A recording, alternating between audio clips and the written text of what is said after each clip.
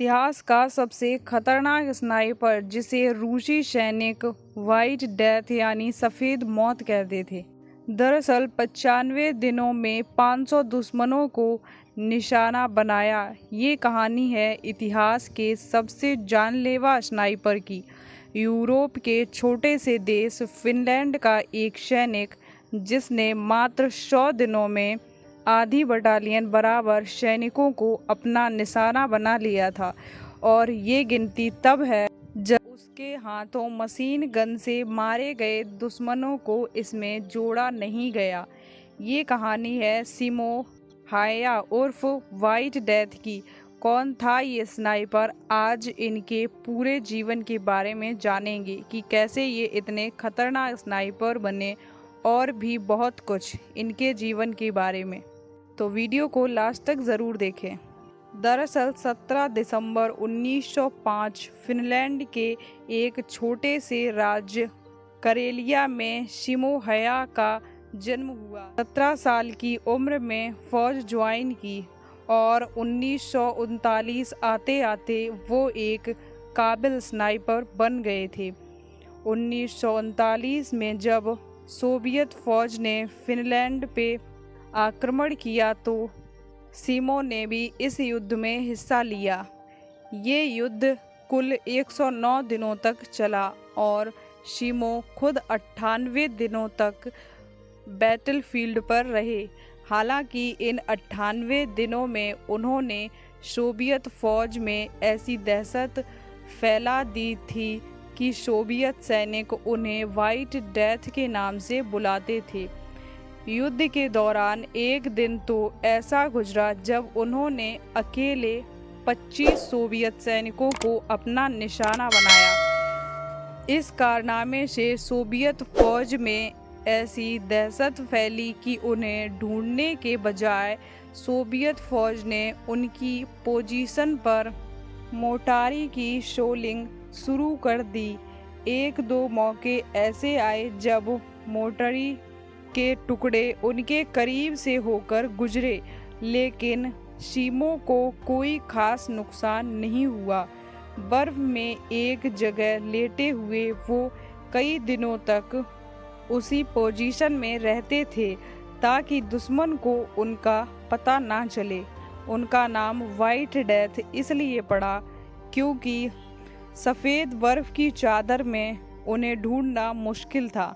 सफ़ेद कपड़े पहनने के अलावा उन्होंने अपनी बंदूक भी सफ़ेद रंग से पेंट करवा ली थी। सिमो का तरीका नायाब था। उस दौर में स्नाइपर अपनी राइफल के आगे स्कोप लगाकर रखते थे।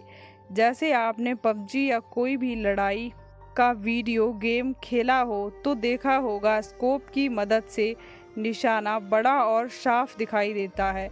लेकिन सिमो अपनी राइफल स्कोप का इस्तेमाल नहीं करते थे क्योंकि स्कोप के लेंस पर रोशनी की चमक पड़ती थी जिससे दुश्मन को आपकी पोजीशन का पता चल सकता था। इसके अलावा स्कोप के लेंस में धुंध भी जम जाती है जिसे बार बार साफ करना पड़ता है। उनके बरअक्स सोवियत स्नाइपर स्कोप का इस्तेमाल करते और इसी वजह से सिमो का निशाना बन जाता। ठंडे मौसम में सिमो कई दिनों तक एक ही जगह पर बैठे रहते और ठंड से बचने के लिए कई कपड़े पहन के रखते थे। अपनी जेब में वे चीनी और कुछ ब्रेड के टुकड़े भी रखते थे ताकि समय समय पर खाते रहने से उनका शरीर गर्म रह सके। शियो का नियम था कि सुबह होने से पहले ही वो एक ठीक जगह चुनकर उसे अपना अड्डा बना लेते और सूरज ढलने तक वहां से नहीं हिलते। सिमो का अनुशासन इतना तगड़ा था कि लड़ाई के दौरान वे अपने मुंह में बर्फ डाल लेते थे ताकि उनके मुंह से भाप ना निकले।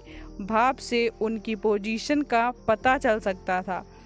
अपने आगे रखी बर्फ पर भी वो पानी डाल देते थे ताकि गोली चलाने के बाद बंदूक को लगने वाले झटके से बर्फ उड़े नहीं। सीमो की जिंदगी पर द वाइट स्नाइपर के नाम से किताब लिखने वाले तापियो सारेलाइनेन एक आर्टिकल में लिखते हैं, स्नाइपर्स को लेकर ये मिथक रहता है कि वे पेड़ों या ऊंची जगहों पर चढ़कर निशाना लगाते हैं, लेकिन हया से इसके बारे में पूछा गया तो उन्होंने हंसते हुए जवाब दिया, पेड़ों से न सिर्फ सटीक निशाना लगाना मुश्किल होता है, बल्कि अगर आपकी पोजीशन पता चल गई तो आपके पास भागने का भी कोई ऑप्शन नहीं होता। अब सवाल ये उठता है कि सियो हया के पास कौन सी बंदूक थी। सियो हया ने कारनामा किया और इसमें खास ऐसा क्या था। हया के पास एक M28 राइफल थी जो फिनलैंड की फौज की स्टैंडर्ड डस्यू राइफल हुआ करती थी। इसमें खास क्या था? हया की माने तो खास कुछ भी नहीं, खास वो खुद थे।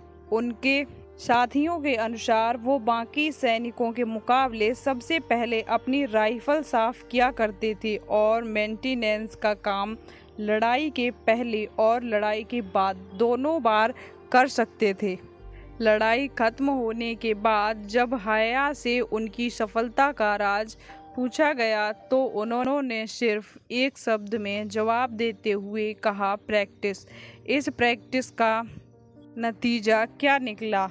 96 दिन की लड़ाई में सिमो हया ने औसतन रोज 5 दुश्मनों को अपना निशाना बनाया। इनमें वो लोग शामिल नहीं थे जो हया की मशीन गन का निशाना बने थे। युद्ध के अलग अलग दस्तावेजों में हया के हाथों मारे गए लोगों की गिनती अलग अलग बताई गई है, लेकिन उनके खुद के संस्मरणों के अनुसार उन्होंने 509 लोगों को स्नाइपर से निशाना बनाया था।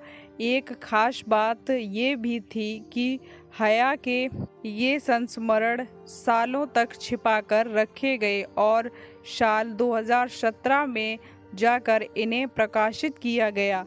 अपनी किल लिस्ट के बारे में उन्होंने लिखा, ये मेरे पापों की लिस्ट है। लड़ाई के बाद हया को फिनलैंड में हीरो का दर्जा मिला क्योंकि उनके बड़े योगदान के कारण ताकतवर सोवियत फौज भी फिनलैंड को जीत नहीं पाई। 103 दिन तक चली लड़ाई के बाद सोवियत फौज फिनलैंड के मात्र 9% हिस्से पर कब्जा कर पाई।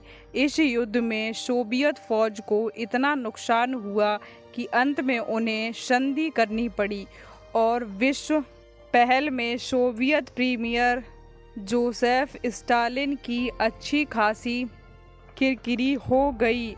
इस युद्ध का एक विषयांतर ये भी है कि फिनलैंड में रोड आर्मी के खराब प्रदर्शन ने हिटलर को बढ़ावा और ये विश्वास दिया कि वो सोवियत संघ पर हमला कर उन्हें हरा सकते हैं।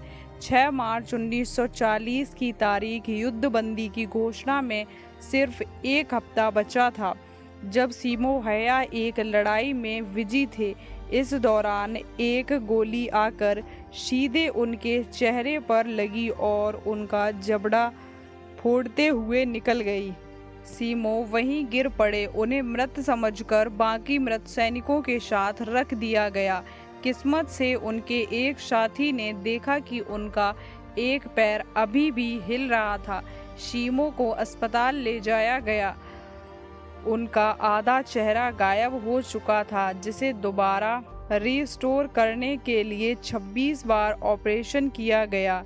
एक दिलचस्प किस्सा ये भी है कि उनकी मौत की खबर जब सोवियत फौज तक पहुंची तो वहां जश्न का माहौल हो गया।